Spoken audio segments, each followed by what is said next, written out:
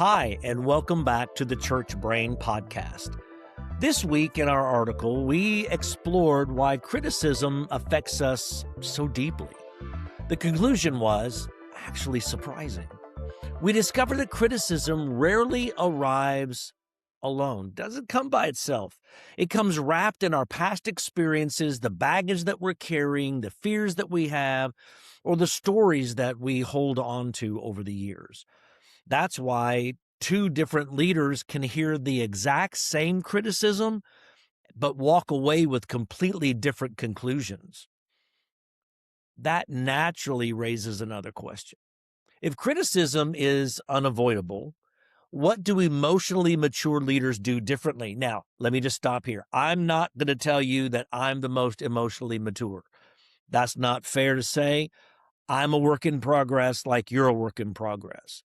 But the question isn't how do I avoid it, because you're not going to. And it's not how do I stop it from hurting, because sometimes it's just going to hurt. But here's the question.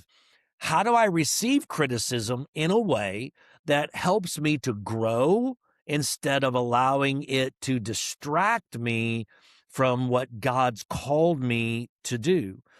So over the years, it's not that we hear criticism less, but maybe we need to be processing it a little differently. So let me share with you a few things that we can walk through and that I try to walk through myself when criticism comes my way. So the first thing is slow ourselves down before we respond. See, one of the greatest mistakes I made as a younger pastor was assuming I had to respond immediately. I have to defend myself, defend the person, defend the ministry, defend the church, defend. And I thought that was my job to do. And it's not. I didn't have to. I chose to. Or I'd drive home replaying those conversations. I'd lie awake imagining what the next meeting was going to look like. I'd build arguments in my head before anyone else had even thought about the conversation again. I remember one particular deacons meeting, and the first way I thought I had to respond back to them, and I didn't. I shouldn't have. It might have been better if I hadn't. But you've got to live and learn through some of those things. See, fear speeds up. When criticism comes and the knot in your stomach grows and the sweat comes across your forehead, and fear wants to speed this whole process up. And criticism, it'll do the same thing. Both push us toward reaction instead of reflection. Now, we got to be careful with reflection, and we're going to talk about that. But what I've learned is one of the healthiest things to do is just listen. Just listen to what's being said. Slow down your internal response so everything on the inside is screaming at you to say something. And you just need to take a breath and maybe not say anything. Very few criticisms require an immediate response. Now, they need a thoughtful one, but maybe not an immediate one. And when I respond immediately, I'm usually responding emotionally. But if I respond tomorrow, I'm usually a little wiser at what I have to say. It's kind of like typing that email response when somebody's criticized you on email and you don't hit send, you hit delete. Delete it. Give it some space before responding. Don't let emotions set the pace on what you're doing. All right, here's another thing.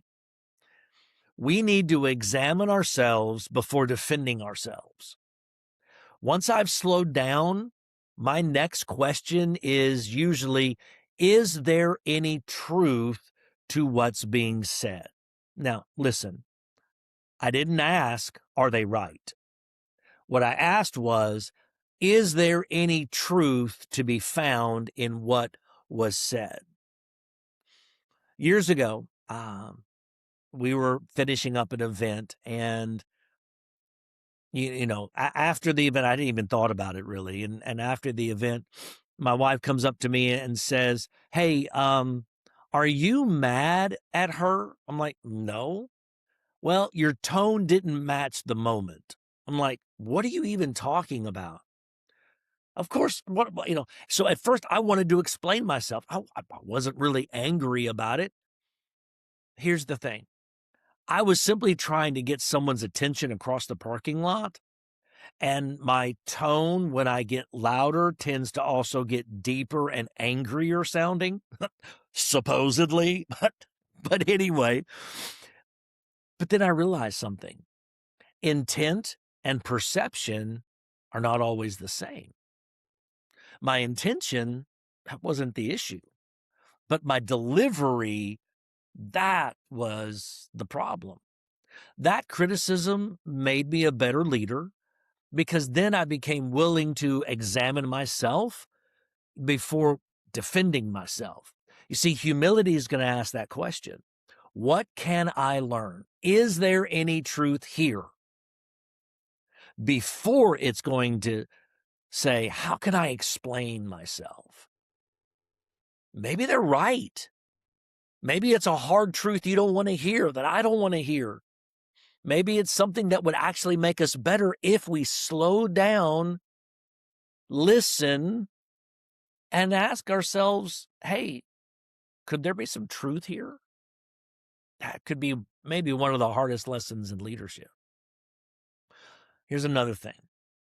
We need to discern the source before assigning the criticism its weight.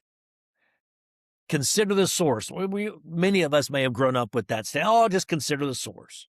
Well, what does that mean? Well, what it means is not every critic should get the same weight in your world. They shouldn't get the same weight in your heart. They shouldn't get the same weight in your mind. So you have to discern the source. See, one of the biggest mistakes that I made was giving every criticism equal authority. Even when I started to say, was there something to learn here? Blah, blah, blah. I was so eager to try to be better. I was just ingesting every criticism as if they had equal weight. I don't do that anymore. You see, healthy criticism and toxic criticism, they're not the same thing. You go back and look at the leadership brief, I had a whole graphic on that. But just to sum it up a little bit, healthy critics will come to you. Toxic critics, they'll gather allies first.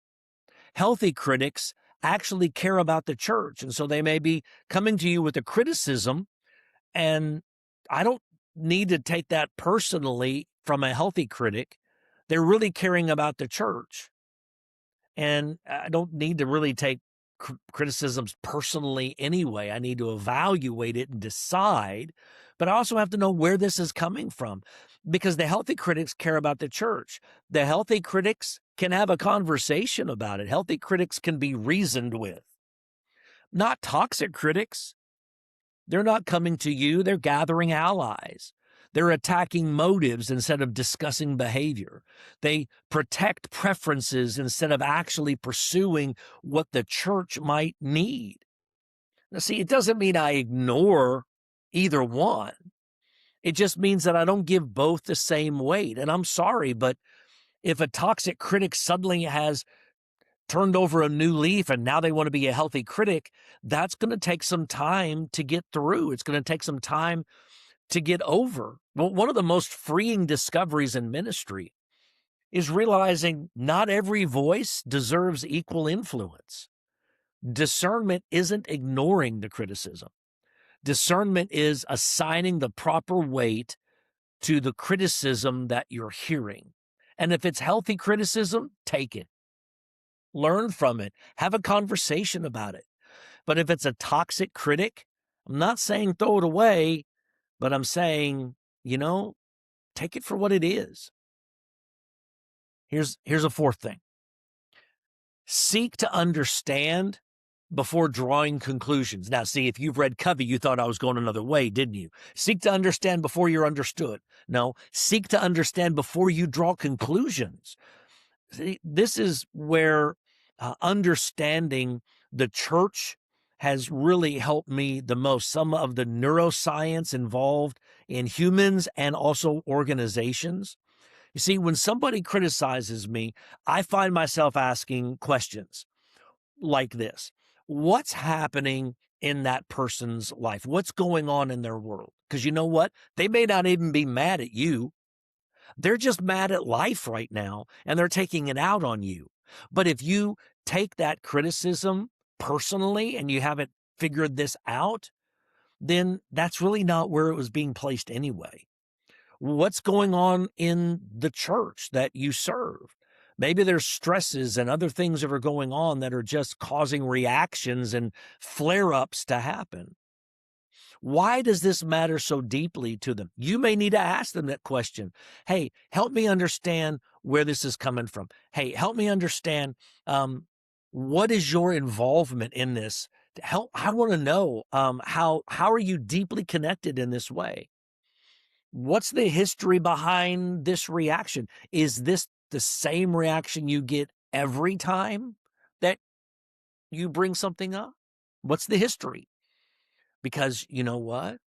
They may have a history. This may be who they are. It doesn't excuse the behavior, but it does explain it.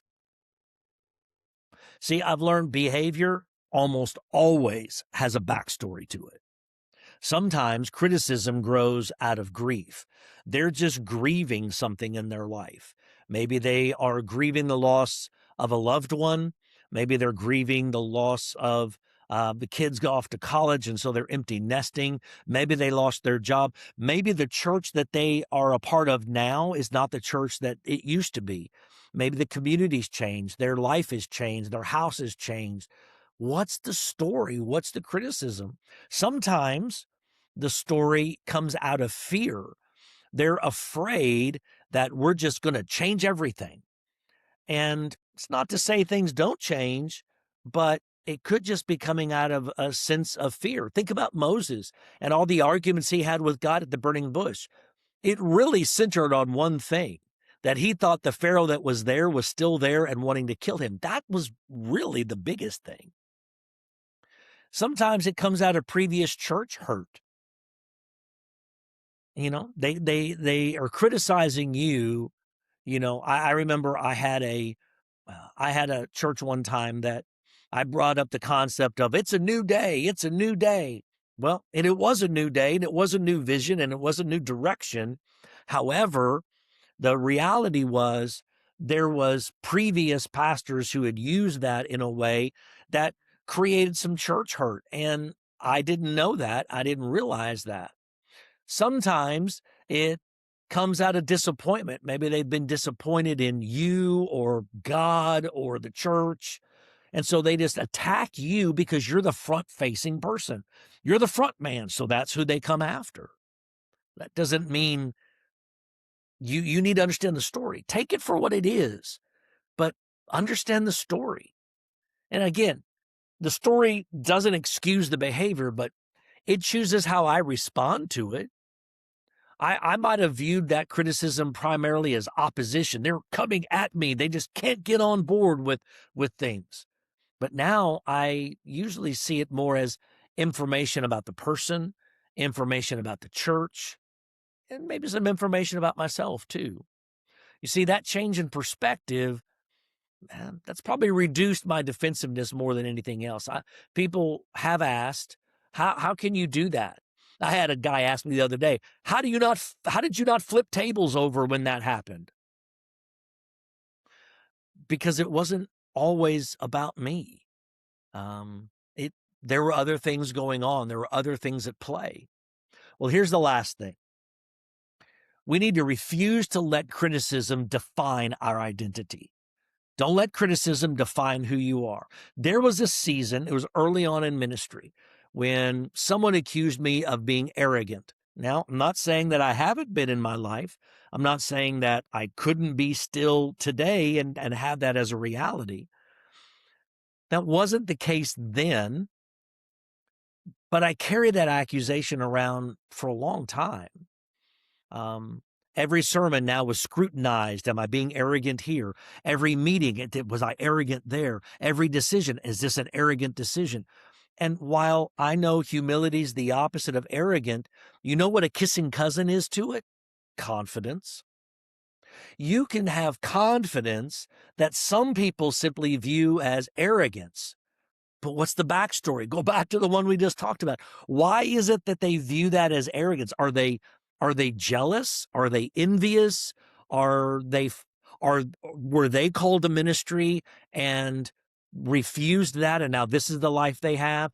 Is your marriage successful and theirs isn't? Are your kids okay and their kids aren't? Don't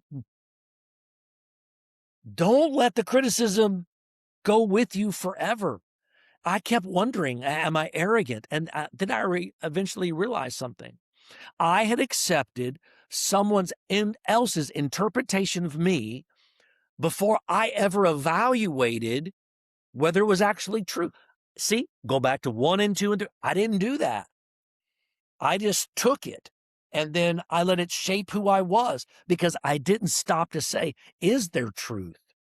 What kind of critic is this? What's the backstory in this situation? What's going on around that situation? I just took it and accepted it, and then it started to become part of my identity, not to be arrogant, but to not be arrogant. And that closed me down, and it removed the confidence that was healthy that I did have, because it made me question everything. Looking back, I can also see that criticism reflected some of that person's own insecurities about where God was leading our church. Here's what I finally learned. Not every criticism belongs in my backpack. Some belong there, some doesn't. Some criticisms can be instructive, some become understanding, and some simply gets left in the room. If we carry everything, we'll eventually become crushed by the weight of it all. We need to learn what belongs to us and what belongs to somebody else. This level of emotional maturity is a growth, and it's a work in progress, but it may be one of the most overlooked qualities in church today. Not because we don't love Jesus, and it's not because we don't know the Bible, but it's because leadership's emotional work, and sometimes you try to make it practical work and logical work, but sometimes, maybe a lot of times, it's just emotional work. People criticize. It's going to happen. People misunderstand intentions. It's going to happen. People project their fears on you. People speak from wounds deep within themselves. And sometimes they're absolutely right. The mature leader, let's not become cynical. Don't become defensive or emotionally numb and nothing phases me. No, sometimes it's going to hurt. It's going to be okay. Just don't become emotionally numb to it. Just learn to process the criticism wisely. So, the next time criticism comes your way, remember these 5 things. Slow yourself down, examine yourself, discern the source, seek understanding, protect your identity. And you may discover that criticism no longer controls your leadership because it no longer controls your perspective. That's how you can become an emotionally mature leader to build emotionally healthy churches. Hey, thanks for joining me for this time of another episode of Church Brain. If you haven't already, I'd encourage you, go back and read this week's article, Handling Criticism Without Getting Defensive. It explores why criticism affects us so deeply. It includes a practical framework for discerning healthy and toxic critics. Now, if this conversation encouraged you, maybe consider sharing it with another pastor or another ministry leader that may be going through the same thing. Subscribe and get this into your email box every week. My hope is simple. Healthy leaders can build healthy churches. So until next time, lead well.